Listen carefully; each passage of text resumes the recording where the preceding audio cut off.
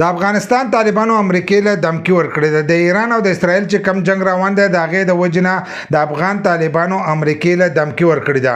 ټرمپ چې کم بیان کړو چې تهران ښار چې دی دا ماته خالی کوي ځکه په دې باندې موږ حمله کوو، هغه هم دا کوشش کوي چې موږ د اسرائیل مدد وکړو. خو دلته ایران ورته ویلي دي وایي که امریکای حمله وکړه یا فرانس حمله وکړه نو موږ به د دې په اډو باندې چې دی په دې باندې حمله کوو یا نور ملکونو وکړه د دې اډې چې په کوم ځای کې موږ به په هغه اډو حمله کوو. د امریکای کوشش دا دی چې دی په موږ باندې حمله وکړي او موږ د اسرائیل مدد وکړو چې د هغې په تور باندې موږ راشو او په ایران باندې حمله وکړو.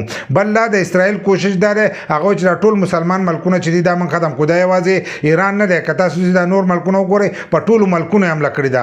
نو کله چې په ایران باندې حمله وکړه او ایران د دې په قابو کې راغی نو بیا د پاکستان او افغانستان نمبر دی. نو د دې طرفه د افغان طالبان چې دی هغه امریکای له دمکی ورکړي وایي که ستاسو پوج په دې کې مداخلت وکړو نو موږ بیا د ایران سره چې دی د هغو سره یو ځای کېږو او په تاسو باندې به حملې کوو. ټکنالوژي خو د هغو سره نشته، خو ځمکي جنګ چې دی هغه طالبان کولی شي. نو د دې په باره کې ستاسو څه خیال دی؟